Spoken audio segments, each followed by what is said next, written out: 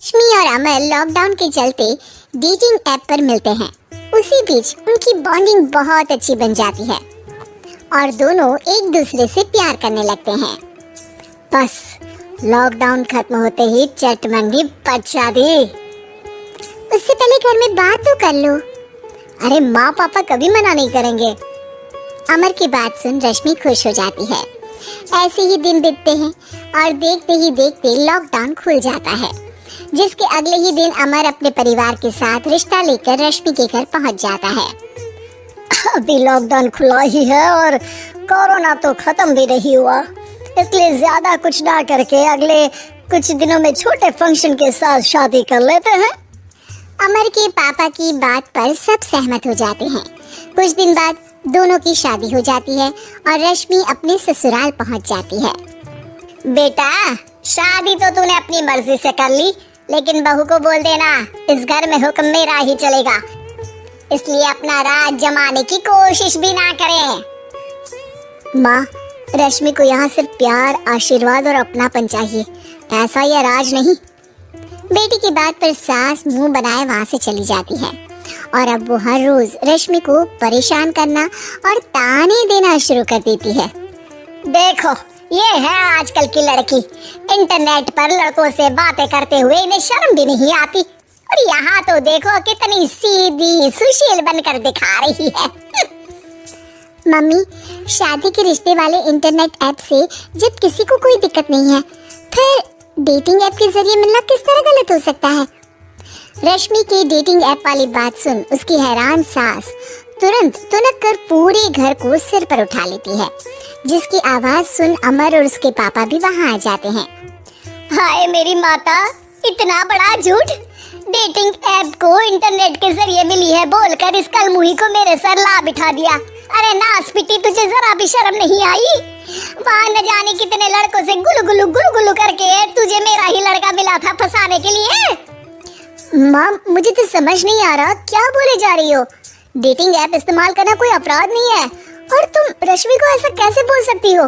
मैं भी तो था उस ऐप पर।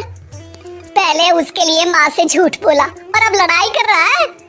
सास और अमर की बात सुनकर रश्मि हैरान खड़ी रहती है। अमर, तुमने घर में झूठ क्यों बोला? ये सब देख रही हो ना, इसी की वजह से झूठ बोलना पड़ा। एक तरफ अमर और रश्मि की ये बात चल रही होती है, वहीं दूसरी तरफ सास का नॉन स्टॉप क्लेश सबको परेशान कर देता है। सब एकदम चुप, जो हुआ सो हुआ, अब मुझे कुछ ना सुनाई दे। पति की बात सुन सास चुप होकर वहाँ से चली जाती है, लेकिन अब वो रश्मि के सिर दुनिया भर के सारे काम डालकर उसका जीना पहले से भी ज्यादा मुश्किल कर देती है।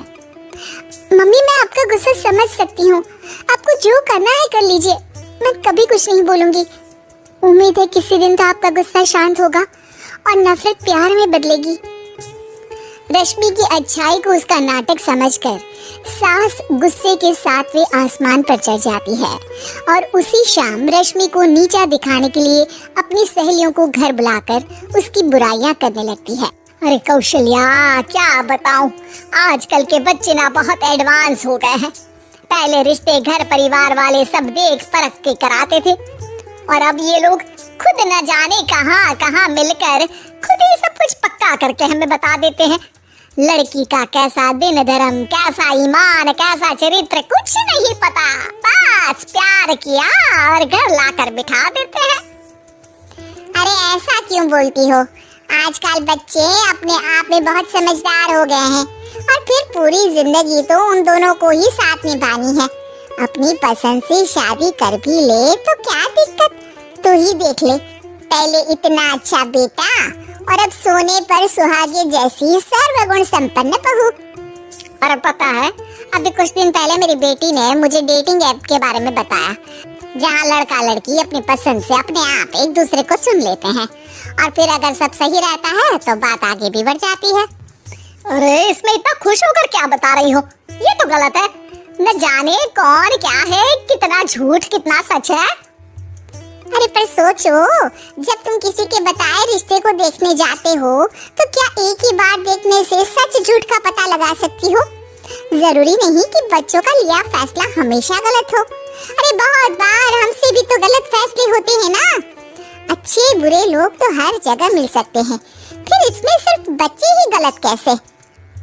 सहेलियों की बात सुन सास सोच में पड़ जाती है और इसी तरह कुछ दिन बीत जाते हैं जिसमें ना तो वो रश्मि को परेशान करती है और ना ही कोई ताना सुनाती है, जिसे देख रश्मि परेशान हो जाती है। मम्मी, आपकी तबीयत तो ठीक है ना? जी कुछ बोलती ही नहीं। तो मेरा परेशान करना ज्यादा अच्छा लगता है क्या? नहीं, आपकी शांति उससे ज्यादा परेशान कर रही है। शांति इसलिए है क्योंकि मुझे एहसास हो गया है कि गलत तुम लोग नहीं, मेरी सोच है।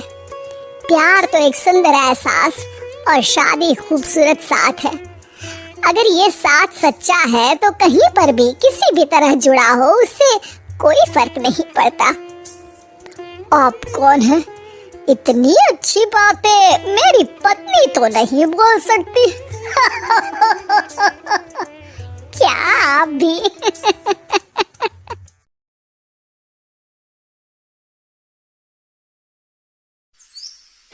दोस्तों, एक बार की बात है, हरिपुर गांव में गणेश नाम का एक गरीब किसान अपनी बीवी और एक बेटे के साथ रहता था। गणेश दिल का बहुत अच्छा था और सबकी मदद करता था। अपने जीवन यापन के लिए गणेश गांव के एक बहुत धनवान जमींदार कमलदास के खेत में काम करता था। कमलदास धनवान तो था ही, परंतु वह बहुत ही लालची और खुदगर्ज इंसान था और दिन ब दिन उसकी और भी धनवान होने की लालसा बढ़ती जा रही थी। कमलदास रोज अपने मुंशी छेदीलाल के साथ खेत का चक्कर लगाने जाता था। एक दिन खेत में टहलते वक्त कमलदास की नजर मुस्कुराते हुए गणेश पर पड़ी। गणेश को खुशी से मुस्कुराता देखकर कमलदास उससे पूछता है, अरे क्या बात है गणेश, तुम आज बड़े खुश लग रहे हो। वही तो बात है मालिक, कि कोई बात नहीं। गणेश की इतनी बात सुनकर कमलदास सोच में पड़ जाता है कि उसके पास इतना धन और संपत्ति होने के बावजूद भी वह एक मामूली से किसान जितना खुश क्यों नहीं है, और उस किसान के पास कुछ न होकर भी वह इतना खुश कैसे है। कमलदास से गणेश की खुशी देखी नहीं जाती और वह उसे काम से निकालने की सोचता है। अरे सुनो छेदीलाल, हमें अब उस गणेश की जरूरत नहीं है। तुम ऐसा करो, गणेश को काम से निकाल दो। हैं? गणेश? मालिक, वह तो बहुत ही मेहनती आदमी है और उसे काम से क्यों निकालना है? अच्छा छेदीलाल, तुम्हें जितना बोला गया बस उतना ही करो। कमलदास की इतनी बात सुनकर वह गणेश से यह बात कहने जाता है। अरे ओ गणेश भाई सुनो, तुम अब कल से काम पर मत आना, तुम्हारा हिसाब किताब कर दिया है, जमींदार के घर जाकर ले लेना। छेदीलाल की बात सुनकर गणेश दुखी और निराश होकर कमलदास के घर जाता है। तभी कमलदास अपना घमंड दिखाते हुए गणेश से, अरे आओ आओ गणेश, क्या बात है, इतना दुखी क्यों दिखाई दे रहे हो? सेठ जी, अगर मुझसे कोई गलती या भूल हो गई है तो माफ कर दीजिए, लेकिन मुझे काम से मत निकालिए सेठ जी।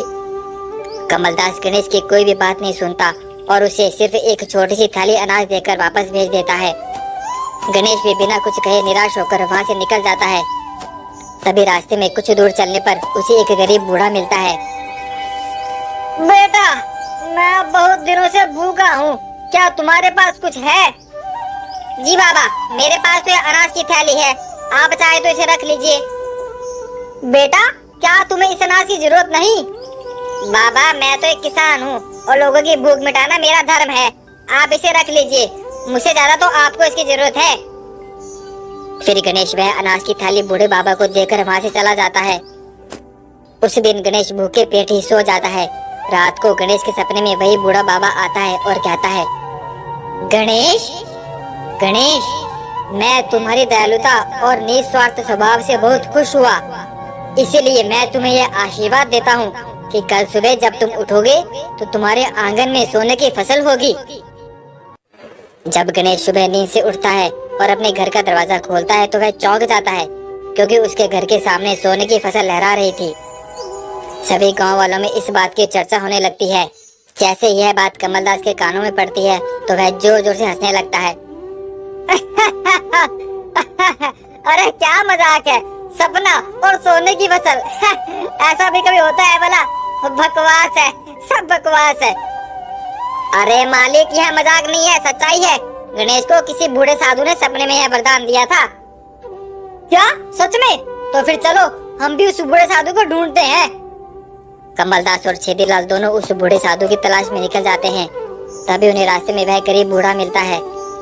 वह गरीब बूढ़ा उनसे भी कुछ खाने के लिए मांगता है। गरीब बूढ़े का मजाक उड़ाकर कमलदास कहता है, जो भी हम देंगे तो क्या तुम खाओगे? जी श्रीमान।